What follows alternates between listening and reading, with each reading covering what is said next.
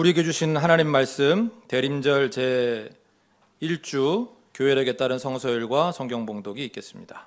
이사야 64장 1절에서 9절의 말씀입니다. 주님께서 하늘을 가르시고 내려오시면 산들이 주님 앞에서 떨 것입니다. 마치 불이 섭을 사르듯 불이 물을 끓이듯 할 것입니다. 주님의 대적들에게 주님의 이름을 알게 하시고 이방 나라들이 주님 앞에서 떨게 하여 주십시오. 주님께서 친히 내려오셔서 우리들이 예측하지도 못한 놀라운 일을 하셨을 때 산들이 주님 앞에서 떨었습니다. 이런 일은 예로부터 아무도 들어본 적이 없습니다. 아무도 귀로 듣거나 눈으로 본 적이 없습니다. 주님 말고 어느 신이 자기를 기다리는 자들에게 이렇게 할 수 있었겠습니까?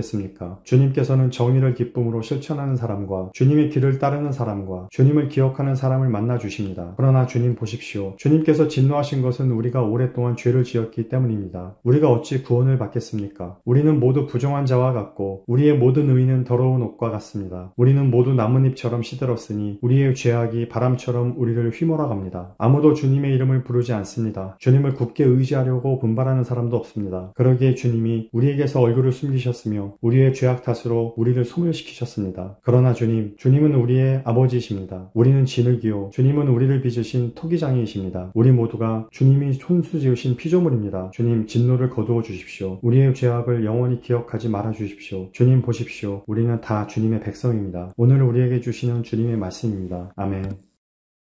시편 80편 1절에서 7절, 17절에서 19절의 말씀입니다. 이스라엘의 목자이신 주님, 요셉을 양떼처럼 인도하시는 주님, 귀를 기울여 주십시오. 그룹 위에 앉으신 주님, 빛으로 나타나 주십시오. 에브라임과 베냐민과 므낫세 앞에서 주님의 능력을 펼쳐 주십시오. 우리를 도우러 와 주십시오. 하나님, 우리를 회복시켜 주십시오. 우리가 구원을 받도록 주님의 빛나는 얼굴을 나타내어 주십시오. 주 만군의 하나님, 얼마나 오랫동안 주님의 백성들이 울리는 기도를 노엽게 여기시렵니까? 주님께서 그들에게 눈물의 빵을 먹이시고 눈물을 물리도록 마시게 하셨습니다. 우리를 우리의 이웃에게 시비거리가 되게 하시니 원수들이 우리를 비웃습니다. 만군의 하나님, 우리를 회복시켜 주십시오. 우리가 구원을 받을 수 있도록 주님의 빛나는 얼굴을 나타내어 주십시오. 주님의 오른쪽에 있는 사람, 주님께서 몸소 굳게 잡아주신 인자 위에 주님의 손을 얹어 주십시오. 그리하면 우리가 주님을 떠나지 않을 것이니 주님의 이름을 부를 수 있도록 우리에게 새 힘을 주십시오. 만군의 하나님, 우리를 회복시켜 주십시오. 우리가 구원을 받도록 주님의 빛나는 얼굴을 나타내어 주십시오. 오늘 우리에게 주시는 주님의 말씀입니다. 아멘.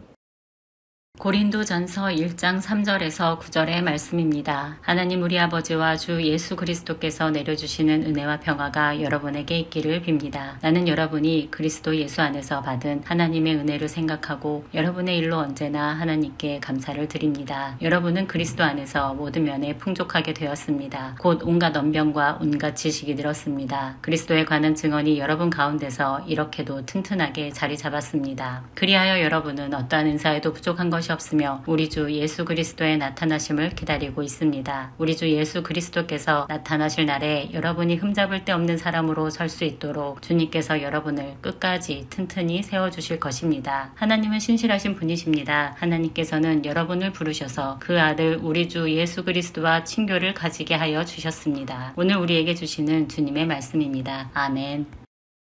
마가복음 13장 24절에서 37절의 말씀입니다. 그러나 그 환난이 지난 뒤에 그 날에는 해가 어두워지고 달이 빛을 내지 않고 별들이 하늘에서 떨어지고 하늘의 세력들이 흔들릴 것이다. 그때의 사람들이 인자가 큰 권능과 영광에 쌓여 구름을 타고 오는 것을 볼 것이다. 그때에 그는 천사들을 보내어 땅끝에서 하늘끝까지 사방에서 선택된 사람들을 모을 것이다. 무화과 나무에서 비유를 배워라. 그 가지가 연해지고 잎이 돋으면 너희는 여름이 가까이 온 줄을 안다. 이와 같이 너희도 이런 일들이 일어나는 것을 보거든 인자가 문 앞에 가까이 온 줄을 알아라. 내가 진정으로 너희에게 말한다. 이 세대가 끝나기 전에 이 모든 일이 다 일어날 것이다. 하늘과 땅은 없어질지라도 나의 말은 절대로 없어지지 않을 것이다. 그러나 그날과 그때는 아무도 모른다. 하늘의 천사들도 모르고 아들도 모르고 오직 아버지만 아신다. 조심하고 깨어 있어라. 그때가 언제인지를 너희가 모르기 때문이다. 사정은 여행하는 어떤 사람의 경우와 같은데 그가 집을 떠날 때에 자기 종들에게 권한을 주어서 각 사람에게 할 일을 맡기고 문지기에게는 깨어 있으라고 명령한다. 그러므로 깨어 있어라. 집주인이 언제 오는지 저녁녘일지 한밤중일지 닭이 울 무렵일지 이른 아침녘일지 너희가 알지 못하기 때문이다. 주인이 갑자기 와서 너희가 잠자고 있는 것을 보게 되는 일이 없도록 하여라. 내가 너희에게 하는 말은 모든 사람에게 하는 말이다. 깨어 있어라. 오늘 우리에게 주시는 주님의 말씀입니다. 아멘.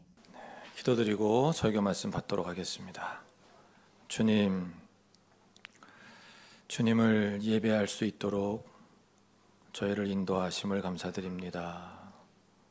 또 저희에게 오늘도 생명을 주님이 주셔서 우리가 이렇게 함께 할 수 있음을 깨닫고 감사를 드립니다. 생명의 주관자이신 주님, 우리의 삶이 주님의 뜻에 맞는 삶이 되기를 원합니다. 우리에게 모든 것 허락하신 주님 앞에 무릎 꿇을 수 있는 우리의 삶이 될 수 있기를 원합니다. 주님, 우리의 예배를 받으시고 이 시간 부족한 종을 세우셨으니 성령과 진리로 우리와 함께하여 주옵소서. 말씀을 전하는 자나 받는 자 모두 주님의 말씀을 삶 깊숙이 받아들이는 그 신령한 복을 누리게 하여 주옵소서.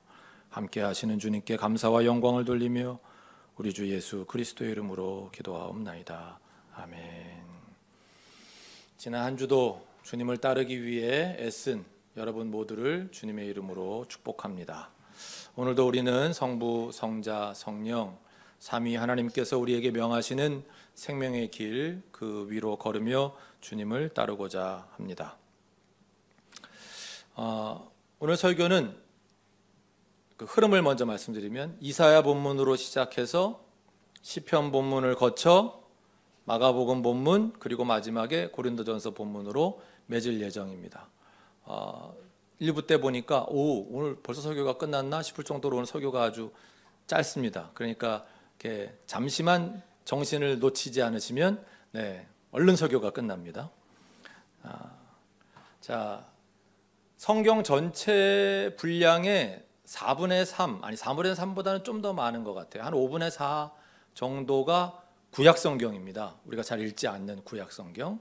근데 그 구약성경에서 전개되는 그 이스라엘의 신앙 이야기를 한마디로 유진 피터슨 목사님은 그 메시지 묵상 성경에서 이렇게 요약을 하셨습니다. 도움이 필요한 백성에게 하나님이 오셨다. 이게 구약성경을 한마디로 그분이 압축하신 내용입니다. 도움이 필요한 백성에게 하나님이 오셨다. 말씀이 맞는 것 같아요.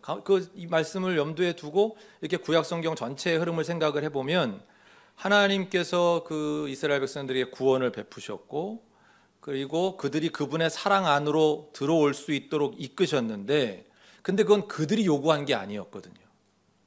그들이 요구한 것보다 훨씬 더 나은 것이었죠. 그래서 오늘 본문인 이사야서에서 이사야 선지자가 지금 막 그 고통 가운데 있잖아요. 그래서 하나님 막 우리가 이렇게 우리의 죄악 때문에 우리가 이런 벌을 받습니다. 막 이렇게 하면서도 지금 그 64장 4절에서 말씀하고 있는 거 거기서 지금 얘기하고 싶은 건 뭐냐 하면 하나님께서는 언제나 지금까지 그들이 요구한 것보다 훨씬 더 나은 것을 주셨다라는 걸 상기시키고 있는 거거든요. 그래서 64장 4절을 우리 새 번역에도 있습니다만 새 번역보다 유진 피터슨 목사님의 번역이 조금 더 이렇게 마음에 와닿게 번역이 된 것 같아서 제가 읽어드리겠습니다. 당신을 기다리는 자들을 위해 역사하시는 주님과 같은 신은 시간이 시작된 이래 누구도 상상하지 못했고 어떤 귀도 듣지 못했으며 어떤 눈도 보지 못했습니다. 유진 피터슨은 계속해서 그의 책에 이렇게 기록하고 있습니다. 기독교의 가르침이 탁월한 것은 하나님의 존재를 증명해서가 아니라 하나님의 행하심을 증명해서다. 기독교의 이야기는 하나님에 대한 분석이 아니라 하나님과의 모험이다. 그렇습니다. 우리가 신앙생활을 하게 되고 성경에서 만나는 하나님 그냥 어떤 존재에 대한 얘기가 아니라 그분이 어떻게 움직여 가시는지 어떻게 행하셨는지 그 행하심이 얼마나 우리의 기대를 뛰어넘는 선함이셨는지 그것에 참여한 사람들의 그 모험 오직 믿음으로 가는 그 모험 이거에 대한 말씀드리거든요. 그래서 이 하나님과의 모험으로 초대된 사람들은 그런 우리들은 그 다음 문장은 이렇게 이어집니다. 우리를 위해 기꺼이 행하시는 하나님을 우리가 믿는다면, 그러니까 우리가 믿는 하나님은 그런 분이란 말이에요. 우리를 위해 기꺼이 행하시는 하나님, 그걸 우리가 믿는다면 우리는 또한 하나님이 행하시기를 기다리는 것 또한 가능하다. 그러나 그 기다림은 불안에 떠는 기다림이 아니라 기대에 찬 기다림이다. 하나님이 오실 것이라는 확신에 기초하는 기다림. 이스라엘이 기다리고 기다린 것, 그리고 우리가 기다리고 기다린 것이 예수님이 오심으로 이루어졌다. 하나님은 오신다, 분명히 오시지만 우리가 정하거나 예측할 수 있는 방법으로 오시지는 않는다. 그렇습니다. 오늘 대림절 새해 첫 주일이에요. 신년주일. 대림절은 우리가 누구냐? 우리는 기다리는 사람들임을 알려주는 절기입니다. 우리는 하나님의 행하심을 믿는 사람들이기에, 하나님과의 동행이라는 모험을 떠난 사람들이기에 우리는 그분을 또한 기다릴 수 있습니다. 그 기다림은 두려움으로 떨며 기다리는 것이 아니라 기대에 찬 기다림이라고 했습니다. 저와 여러분은 새해 어떤 기대를 가지고 계십니까? 여러분의 기다림은 기대에 찬 기다림입니까? 아니면 두려움에 떨고 있는 기다림입니까? 오늘 시편 본문은 빛이라고 하는 단어가 4회 나오고 4번, 그 다음에 회복이라는 단어가 또 3번 반복해서 나옵니다. 나중에 한번 자세히 읽어보십시오. 그러니까 이 시인의 마음 가운데 지금 뭘 간구하고 있는 거예요? 시인의 마음에 뭐가 차 있는 거예요? 어둠으로 가득한 이 세상에 주님의 빛이 나타나시기를 바라는 마음이 얼마나 간절한지 우리가 알 수 있고, 또 주님의 은총으로 회복되지 않으면 우리의 삶에 소망은 없다, 희망은 없다 하는 것을 깨달은 그런 사람의 갈급함 또한 그 시편에 나타나고 있는데, 오늘 저와 여러분의 마음은 새해를 맞아 무엇을 향한 간절함, 갈급함으로 가득한가? 제가 이렇게 한 번 더 여쭤보고 싶습니다. 예레미야서 6장 16절 말씀입니다. 우리 PPT로 준비했으니까 다 같이 한번 읽어보겠습니다. 나 주가 말한다. 나는 너희에게 일렀다. 가던 길을 멈추어서 살펴보고 옛 길이 어딘지, 가장 좋은 길이 어딘지 물어보고 그 길로 가라고 하였다. 그러면 너희의 영혼이 평안히 쉴 곳을 찾을 것이라고 하였다. 그런데도 너희는 여전히 그 길로는 가지 않겠다고 하였다. 신년주일이라 제가 이 본문을 끼워 넣었습니다. 가던 길, 저와 여러분이 각자 쫓고 있는 가치가 있잖아요. 어떤 의미가 있잖아요. 나의 목표가 있고 나의 꿈이 있고, 그게 우리의 가던 길인데, 그 가던 길을 멈추어서, 새해가 됐으니까 잠시 멈춰보자는 거예요. 일단 멈추고, 그 다음에 좀 멈춰서 뭘 하자는 거예요? 살펴보자는 거예요. 내가 가던 길을 스스로 한번 살펴보자. 내가 어떻게 하다가 이런 목표를 가지게 됐지, 어쩌다가 이런 꿈을 가지게 됐지, 어쩌다가 내가 이런 가치, 이런 의미를 쫓게 됐지, 한번 살펴보고 이 길의 끝에 정말 뭐가 있을까? 정말 내가 바라는, 궁극적으로 바라는 그것이 있는 길인가? 정말 계속 이 길로 가도 되는 것일까? 이렇게 살펴보고, 그 다음에 뭘 하요? 옛 길이 어딘지, 가장 좋은 길이 어딘지 물어보라. 옛길 가운데 가장 좋은 길이 어딘지, 즉 우리의 선조들, 우리의 선배들의 그 성공과 실패를 보면서 가장 좋은 길이 어떤 길인지 스스로에게 물어보고, 역사에 물어보고, 주님께 물어보고, 그리고 그 길로 가라고 주님이 하셨다는 거예요. 그렇죠. 살펴보기만 하고 물어보기만 하고 안 가면 아무 소용없는 거잖아요.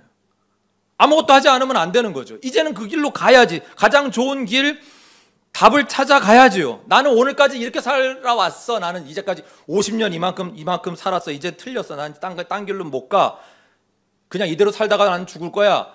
이렇게 고집 피우지 말고, 그럴 일이 아니라 가장 좋은 길로 가야지요. 복된 길로 가야지요. 그러면 너희의 영혼이 평안히 쉴 곳을 찾을 것이라고 하였다. 그런데도 너희는 여전히 그 길로는 가지 않겠다고 하였다. 이게 예레미야 시대의 비극인 거거든요. 이렇게 되면 안 되는 거잖아요. 우리는 평상시에 이런 표현 자주 사용합니다. 한 번 사는 인생 뭐 이렇게 살아야지. 근데 그 다음은 이제 사람마다 다 다르죠. 한 번 사는 인생 재미나게 살자. 제가 아는 분은 그런 분이 있어요. 한 번 사는 인생 행복하게 살자. 한 번 사는 인생 폼나게 살자. 잘 먹고 잘 살자. 뭐 이런 분들이 있어요. 저에게 누가 물어보신다면 저는 우리 그리스도인들은 이렇게 답을 해야 될 것 같다고 말씀을 드릴 것 같아요. 한 번 사는 인생 바르게 살자. 주님 앞에서. 단점은 자꾸 그러다 보면 점점 외로워져요. 자꾸 혼자 남게 돼. 고독해지더라고요. 근데 그 이재철 목사님께서 쓰신 책의 내용 가운데 외로움과 고독을 나누어 놓고 있는 그런 그 글이 있습니다. 언젠가 한번 소개해드렸던 것 같은데 외로움과 고독은 다르다 이렇게 그분은 정의를 하세요. 그러니까 외로움은 뭐냐? 어떤 무리에 내가 들고 싶어. 뭐 사회적으로 성공했다는 그런 사람들 아니면 주변에서 뭐 잘 나간다는 그런 사람들 무리에 내가 들고 싶은데 거기 끼워주지 않아. 그들이. 그래서 느끼는 감정. 근데 끼고 싶은데 내가 낄 형편이 지금 못 돼. 그래서 낄 수 없어서 느끼는 감정. 이게 외로움이라는 거죠. 이건 좀 아프죠. 근데 고독은 충분히 낄 수 있어. 나도 잘 나가는 사람이야. 그렇지만 스스로 그 무리에 끼지 않는 것을 선택하는 것. 그것이 고독이다. 그랬습니다. 그리고 우리 그리스도인들은 외로움이 아니라 고독의 길을 가야 된다. 왜 우리가 고독을 선택해야 한다고 하셨을까요? 우리가 무리에 휩쓸리다 보면 내 갈 길을 잃어버리기 때문에. 세상의 대부분의 무리는 하나님의 길에 대한 고민으로 사는 게 아니잖아요. 어떻게 내가 잘 먹고 잘 살까? 어떻게 내 위주로 살아볼까? 어떻게 내가 세상의 주인공이 되어볼까? 이런 무리들이잖아요, 대개는. 그러니 그 무리에 잘못 휩쓸려 들어가면 내가 하나님 앞에서 바르게 살고자 했던 내 믿음을, 내 초심을, 내 갈 길을, 방향을 잃어버리기가 쉽기 때문에. 그래서 무리에 휩쓸려 내 갈 길 잃지 않기 위해서 우리가 이웃들과 잘 어울리는 것도 필요하지만 때로 고독을 나는 선택한다. 해야 된다고 믿는다. 내게 생명을 주신 주님 앞에서 바르게 살기 위해서, 나를 위해 십자가를 지신 예수님 앞에서, 그리고 성령을 통해 지금도 다시 오고 계시는 주님 앞에서, 지금 여기서부터 내가 들어가 누려야 하는 그 하나님 나라를 살기 위해서, 최종적으로 몸의 부활로 완성하실 하나님 나라의 유업을 받기 위해서 나는, 그리고 우리는 주님 앞에서 바르게 살고자 합니다. 바르게 사는 것이 잘 사는 것입니다. 그게 예수님의 제자다운 삶이라고 할 수 있을 것입니다. 제자에 대해서 지난 주일 저녁 우리 집회 강사님께서 어떤 사람을 제자라고 하는가, 마태복음 28장의 마지막 그 대위임령, 너희는 나가서 제자를 삼으라 할 때 그 제자 삼는 게 굉장히 중요하고, 그래서 우리가 예수님의 제자가 돼야 되는 건데, 제자의 특징은 4가지라 그랬습니다. 첫째, 선생님으로부터 배우는 사람. 그렇죠? 그러니까 예수님이 우리 선생님이니까 우리는 예수님으로부터 배우려고 해야 되는 거예요. 그래야 제자가 돼요. 두 번째는 그의 목적이 선생님을 닮으려는 데 있는 사람. 그런 사람을 제자라고. 그렇죠? 예수님한테 턱도 없이 모자라지만, 우리 선생님이, 나는 선생님한테 난 전혀 비할 바가 안 되지만, 그러나 그 선생님을 닮으려고 하는 사람이 제자인 것처럼 우리는 예수님의 제자니까 예수님을 그래도 닮으려고, 예수님이 이럴 때 이렇게 사람을 대하시는구나, 이럴 때 이런 말씀하시는구나, 예수님 참 끝까지 십자가를 지셨지, 이런 것들을 담고 싶어 하는 게 제자다. 세 번째는 선생님을 기회가 닿을 때마다 자랑하는 사람. 그렇죠? 우리 선생님 진짜 훌륭한 분이야. 예수님 자랑하는 사람. 마지막 네 번째, 선생님이 그저 좋은 사람. 선생님을 사랑하는 사람. 이 네 번째가 되면 앞에 1, 2, 3이 다 될 거라고 그날 말씀하셨어요. 저와 여러분, 우리 모두는 예수님의 제자 아닙니까? 아니에요. 예수님은 바르게 사셨습니다. 하나님 안에서 그리고 하나님 앞에서 그분은 바르셨습니다. 우리는 어떤가요? 예수님 제자라면서 바르게 살고자 하는 그런 갈망이 우리 안에 있는지요? 바른 삶에 대한 갈급함이 있는가? 새해를 맞아 우리 스스로에게 물어야 할 것입니다. 오늘 마가복음 본문에서 주님께서는 우리에게 깨어 있어라 하셨습니다. 이 말씀을 33절, 34절, 35절 그리고 36절에 다른 말씀 하시나 하다가 37절 네 번을 반복하고 계세요. 깨어 있어라, 깨어 있어라. 내가 다시 올 것인데, 내가 하나님 나라 완성하러 다시 올 건데 그때가 언제인지 알아맞히려고 하는 그런 쓸데없는 짓 하지 말고, 32절에 말씀하셨잖아요. 그때는 나도 몰라, 아버지만 하셔. 그러니까 그런 이단들이나 하는 그 쓸데없는 언제 오시나, 난 그때 알았다가 한 1분 전부터 예수님 잘 믿어야지, 이런 잔머리 굴리지 말고, 그런 이단에 현혹되지 말고, 너희는 내가 아무 때나 다시 와도 상관없도록 오직 조심하고 깨어 있어라, 깨어 있어라. 이 말씀을 반복하시고 강조하고 계시는 거예요. 주님에 대한 기대를 가지고 기다리는 사람들이 우리 그리스도인들이라고 했잖아요. 이런 그리스도의 삶은 주님 앞에서 바르게 살려고 몸부림치는데 그 모습은 어떤 거냐? 그건 깨어있는 삶으로 나타난다는 거죠. 주님, 오늘 한 번만 모르는 척 해주세요.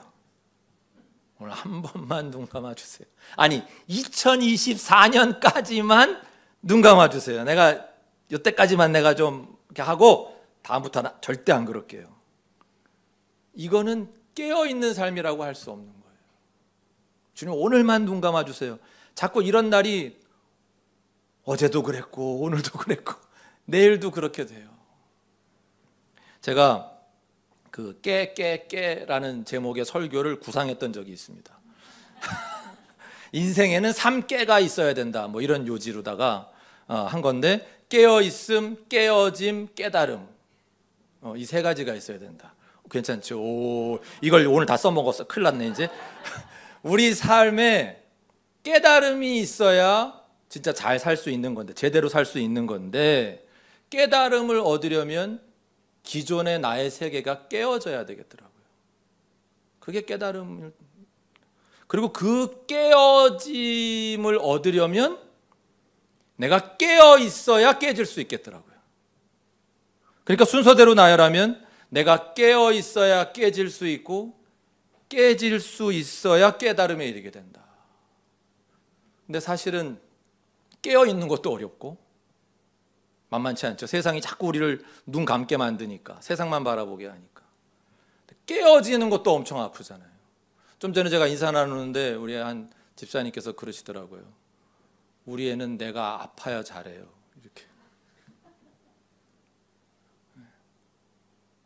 부모에게는 깨어짐의 아픔이 자식에게는 정신 들게 하는 그런 일도 있고, 뭐 하여튼 그래요. 그래서 깨달음으로 연결이 됐나 봐요. 그러니까 우리는 인생을 제대로 살려면 깨달음에 다다라야 새로운 차원이 열리잖아요. 와, 이걸 깨닫고 나니까, 와, 내가 이제까지 인생 잘못 봤네, 잘못 살았네, 이 길이 아니네, 이게 이제 그게 열리고 새로운 차원으로 레벨업 되는 이런 일이 일어나는 건데, 그 깨달음에 이르려면 내가 깨어져야 되고, 내가 깨어지려면 내가 깨어 있어야 되고. 그래서 예수님께서 오늘 말씀하시는 거예요. 너희가 깨어 있어라. 깨어 있어라. 오늘의 고린도전서 본문은 고린도전서가 시작하는 부분의 7절이에요. 그러니까 앞에 1, 2절 인사말 빼고 3절부터 9절까지 이제 7절인데, 이 7절 안에서만 사도 바울이요, 예수님을 7번 매절, 거기에 주님도 이게 하나님을 가리키는 것 같긴 한데 어쨌든 이게 예수님을 가리키는 표현이었다면 무려 8번 언급하는 우리가 사도 바울을 만나게 돼요. 여러분, 지금 사도 바울은 어떤 상태인 거예요? 마치 이런 거예요. 남자 친구들끼리 쫙 모였어요. 근데 한 친구가 어떤 여성한테 꽂혔어 지금.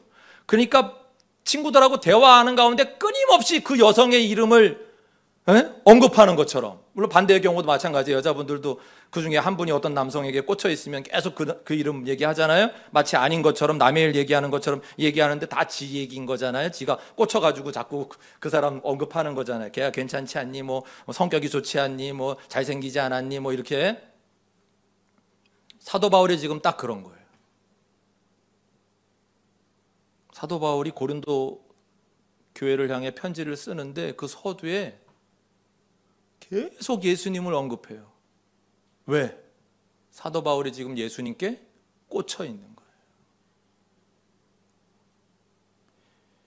예수님에 관한 말을 멈출 수가 없는 거예요.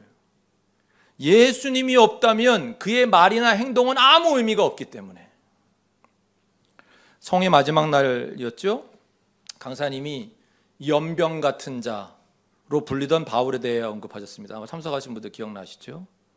그 말씀 전하시면서 이 연병, 전염병이 무서운 이유, 또 전염병의 특징,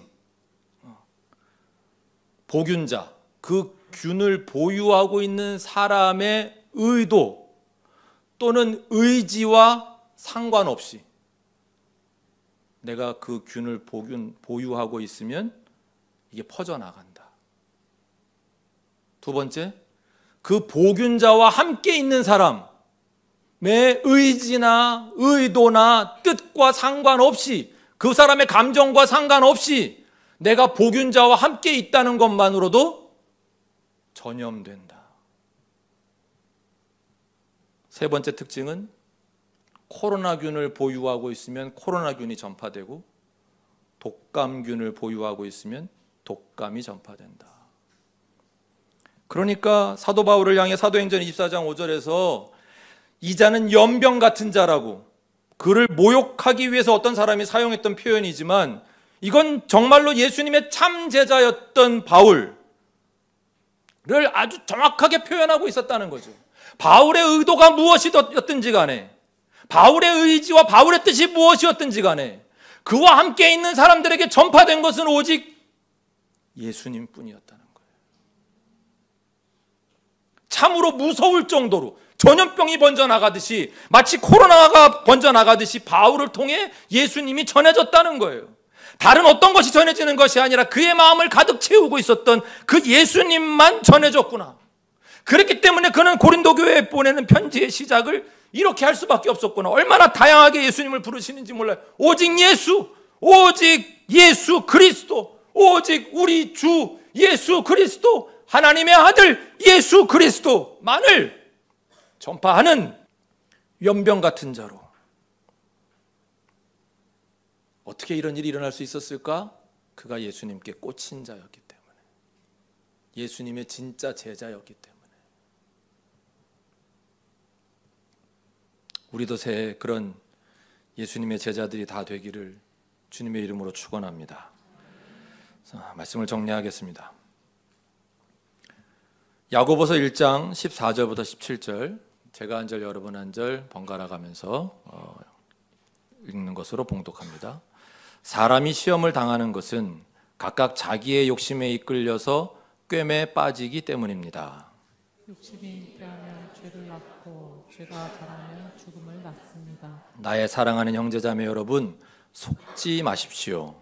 온갖 좋은 선물과 모든 완전한 은사는 위에서 곧 빛들을 지으신 아버지께로부터 내려옵니다.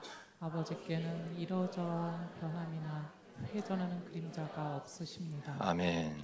질문하는 신학이라는 책에서 저자인 김진혁 교수는 이렇게 말합니다. 인간은 끝없이 솟아오르는 욕망의 질주를 막지 못함으로써 존엄을 잃어버렸고, 세상을 하나님의 선물이 아니라 벌거벗겨진 물질 덩어리로 대하는 우를 범하고 있다. 그렇습니다. 인간은 언제 자신의 존엄성을 잃어버립니까? 욕망의 질주를 막지 못할 때. 새해 우리의 욕망의 질주를 막지 못하면 저와 여러분은 우리의 존엄함을 잃게 됩니다. 대림절이 시작되었습니다. 신년 주일입니다. 우리는 왜 주님을 기다립니까? 주님 말고는 우리 기대 이상으로 우리를 선하게 대하시는 그런 신은 없기 때문입니다. 우리의 회복, 어둠을 밝히는 빛은 오직 주님으로부터만 가능하기 때문입니다. 기다리면서 뭘 할까요? 깨어있는 자로 살아갈 것입니다. 그리고 주님으로 가득한 자로, 세상이 보기에는 연병 같은 자로 살기 원합니다. 이 세상에는 희망이 없습니다. 애석하게도 그렇습니다. 오시는 하나님 나라, 주님의 오심만이 희망입니다. 그리고 그 주님은 이미 오셨고 그분의 나라는 이미 시작되었습니다.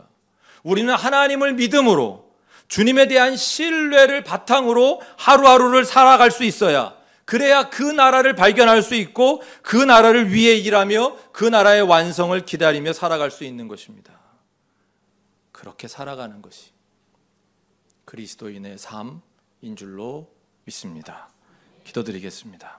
주님, 가장 좋으신, 가장 선하신, 가장 위대하고 전능하신 우리 주님을 기다리는 삶 살 수 있도록 도와주시옵소서. 기다리면서 우리는 무엇을 할까? 깨어 있을 수 있기를, 그리고 예수 그리스도로 가득한, 예수 그리스도께 꽂힌 자로 살아갈 수 있도록, 참 제자의 삶을 살 수 있도록 도와주시옵소서. 우리 주 예수 그리스도의 이름으로 기도합니다. 아멘.